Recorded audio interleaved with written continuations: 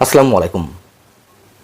বাংলাদেশে এখন যা চলছে, যে ভয়ের পরিবেশ সৃষ্টি করা হয়েছে, বিশেষ করে সাংবাদিক, সম্পাদক এবং গণমাধ্যমগুলোর উপর যে ন্যাক্কারজনক হামলা, সন্ত্রাসী কর্মকাণ্ড, তার বিরুদ্ধে তীব্র নিন্দা জানানোর পাশাপাশি গভীর উদ্বেগ প্রকাশ করতে শুরু করেছে আন্তর্জাতিক বিভিন্ন সংগঠন, বিভিন্ন দেশ, এবং তারা যৌথ বিবৃতি পর্যন্ত দিচ্ছে। বৃহস্পতিবার রাতে সংঘটিত এ ধরনের সহিংসতা ও ভীতি প্রদর্শনের ঘটনা অগ্রহণযোগ্য। শরীফ ওসমান হাদির মৃত্যুর ঘটনাকে কেন্দ্র করে প্রথম আলো, ডেইলি স্টার সহ মোটামুটি বিশেষ করে গণমাধ্যমগুলোর উপরে যা ঘটেছে, সম্পাদক, সাংবাদিকদের সাথে যা ঘটেছে, সেটিকে তারা বলছে অগ্রহণযোগ্য। Germany, Ireland, Norway, Sweden, Switzerland, Netherland এবং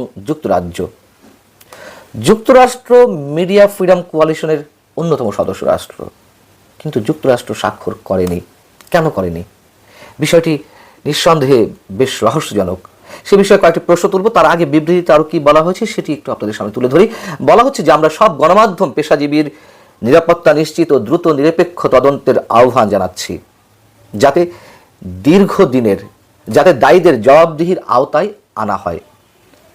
সাংবাদিকদের নির্ভয়ে কাজ করতে সক্ষম হতে হবে। আইনের শাসন, গণতান্ত্রিক মূল্যবোধ ও একটি উন্মুক্ত সচেতন সমাজ সমুন্নত রাখতে তাদের রক্ষা করা অপরিহার্য। এখন প্রশ্ন হচ্ছে, যুক্তরাষ্ট্র কেন স্বাক্ষর করল না?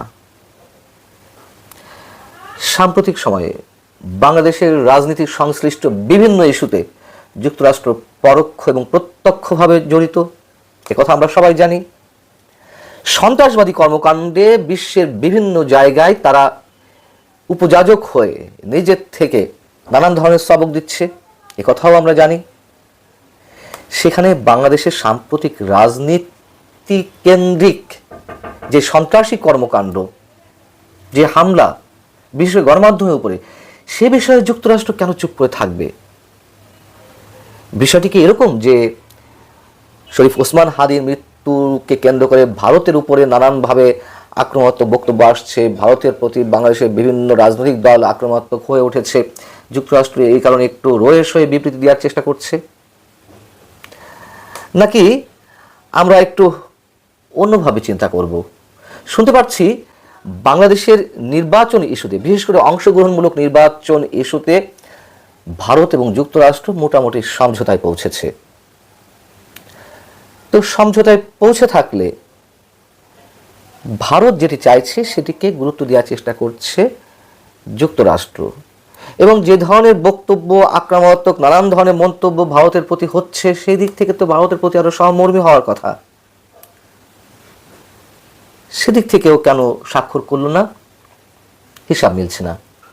আবার বাংলাদেশে যেহেতু দীর্ঘদিন ধরে মার্কিন কোনো রাষ্ট্রদূত ছিলেন না, এতদিন যিনি ছিলেন ভারপ্রাপ্ত রাষ্ট্রদূত হিসেবে কাজ করেছেন, নতুন যে রাষ্ট্রদূত ট্রাম্প প্রশাসনের বাংলাদেশের জন্য, ব্রেন্ট ক্রিস্টেনসেন, তার নাম আমরা অনেক আগে থেকে জানি যে তিনি বাংলাদেশের রাষ্ট্রদূত হয়ে আসছেন।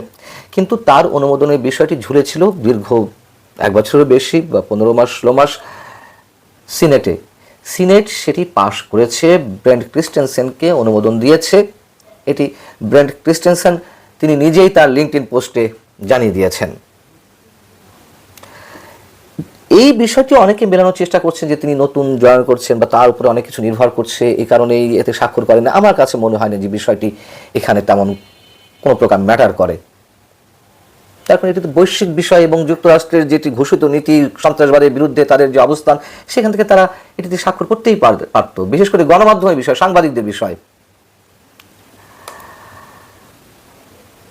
আমরা এটিও জানি যে ডোনাল্ড লু ছিলেন দক্ষিণ এশিয়া বিষয়ক মার্কিন সহকারী পররাষ্ট্রমন্ত্রী, এবং ডোনাল্ড লু এর মাধ্যমে এই সাবকন্টিনেন্ট বা দক্ষিণ এশিয়ার কোনো কোনো রাষ্ট্রে সরকার পরিবর্তন হয়েছে তার হস্তক্ষেপের কারণে, তার কূটনৈতিক বা রাজনৈতিক তৎপরতার মাধ্যমে। সেই ডোনাল্ড লু এর জায়গায় ট্রাম্প প্রশাসনের যিনি মার্কিন সহকারী পররাষ্ট্রমন্ত্রী হয়ে আসছেন দক্ষিণ এশিয়ার জন্য, পল কাপুর। এই পল কাপুরও এই অঞ্চলের নিরাপত্তা বিশ্লেষণ নিয়ে কয়েক দশক ধরে কাজ করছেন। দক্ষিণ এশিয়া নিরাপত্তা নিয়ে তিনি ব্যাপকভাবে লেখালেখি করে আসছেন, বিশেষ করে পাকিস্তান কিভাবে জিহাদি জঙ্গিবাদদের ব্যবহার করে তা নিয়ে তিনি লিখে আসছেন। তাহলে এই অঞ্চলে নানান ইস্যুতে যুক্তরাষ্ট্র যে গভীর মনোনিবেশ দিয়ে রেখেছে, সেই জায়গা থেকে এত বড় একটি ঘটনা বৃহস্পতিবার রাতে ঘটল, সেখানে কেন যুক্তরাষ্ট্র সাংবাদিক সম্পাদক বা গণমাধ্যমের স্বাধীনতার জন্য যে বৈশ্বিক সংগঠন মিডিয়া ফ্রিডম কোয়ালিশন, তার যে স্টেটমেন্ট কেন স্বাক্ষর করলো না? আমরা এইটুকু বলতে পারি, খেলা অনেক ধরনের চলছে। বাংলাদেশ এই অঞ্চলের ভূ রাজনীতির জন্য যে প্রাণকেন্দ্রে উঠে এসেছে, তা এত সহজে মিটছে না। তবে বলে রাখি, ভারতকে অবশ্যই যুক্তরাষ্ট্রের প্রয়োজন তার পারপাস সার্ভ করতে লোকাল এজেন্ট হিসেবে, এখানে কোনো ভুল নেই। তবে আমি এই বিষয়টি আসলে মেলাতে পারছি না, কেন যুক্তরাষ্ট্র এরকম একটি সেন্সিটিভ ইস্যুতে সিগনেচার করলো না, স্বাক্ষর করলো না। এদিকে আমরা দেখলাম যে যতটা গণমাধ্যম নিয়ে বা প্রথম আলো রিয়েল এস্টেটের উপরে যে হামলা, যেই ন্যাক্কারজনক হামলা, সেই একই ধরনের হামলা ঐতিহ্যবাহী সাংস্কৃতিক সংগঠন ছায়ানটের উপরে হয়েছে, সেই বিষয়টিতে মানুষের খুব বেশি ফোকাস নেই। অথচ ছায়ানটের উপরে যে হামলা, এটিও প্রথম আলো রিয়েল এস্টেটের উপরে যে ন্যাক্কারজনক আক্রমণ, তার চেয়ে কোনো অংশ কম নয়। কিন্তু সেই বিষয়টা একেবারে ধামাচাপা পড়ে যাচ্ছে। শিশুদের বই, ছায়ানটের তো একটি শাখা ছিল স্কুল ভিত্তিক, অসংখ্য বই পড়ে গেছে, অসংখ্য শিশুর পড়াশোনার জীবনের উপরে সাময়িকভাবে হলেও কিছুটা হলেও আঘাত পড়েছে। সেই বিষয়টি আড়ালে পড়ে যাচ্ছে এবং ছায়ানটের যে অগ্নিকাণ্ডের ঘটনা ঘটানো হলো, ভাঙচুর করা হলো, ঠিক তারপর পরে আমরা দেখলাম আবার শুক্রবার উদীচীর কেন্দ্রীয় সংসদে, রাজধানীর তোপখানা রোডে যেটি অবস্থিত, সেখানেও আগুন ধরিয়ে দেওয়া হলো। প্রশ্ন হচ্ছে যে এই উদীচী তো কোটা বিরোধী আন্দোলনের সর্বাত্মকভাবে সমর্থক ছিল। যে ছাত্ররা যে আন্দোলন করছিল, তারা রাজপথে নেমেছে, তারা প্রতিবাদী গান গেয়ে আবৃত্তি করে আওয়ামী লীগ সরকারের ভিত অনেকখানি নড়বড়ে করতে তারাও সহযোগিতা করেছিল। আমি আবারও বলি, সেই আন্দোলনের পিছনে কতটা ম্যাটিকুলাস ডিজাইন ছিল, কার প্লট নির্মাণ করা ছিল, কি ছিল, সাধারণ মানুষ থেকে শুরু করে উদীচীর মতন সংগঠনগুলো জানতো না। তারপরে তারা চেয়েছিল একটা গণতান্ত্রিক রাষ্ট্র ব্যবস্থা, দুর্নীতিমুক্ত রাষ্ট্র ব্যবস্থা। সেই জায়গা থেকেই শেখ হাসিনা সরকারের পরিবর্তনটি চেয়েছিল। সেই উদীচীতে কেন আগুন ধরানো হবে? এই প্রথম আলো এবং ডেইলি স্টার এর আগেও আমি বলেছি যে ওসমান হাদির প্রতি সর্বাত্মক সহমর্মিতা তারা জানিয়ে আসছিল এবং এই সরকারকে সার্বিকভাবে সহযোগিতা বা ডক্টর ইউনূসের পক্ষে কাজ করা, এগুলো তো আমরা জানি। মাহফুজ আলম থেকে শুরু করে এই দুই গণমাধ্যমে আরও অনেকে তারা কত ধরনের কত আর্টিকেল লিখেছে,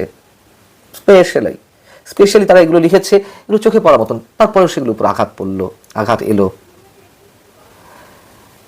তাহলে ফায়দাটি লুটছে কারা?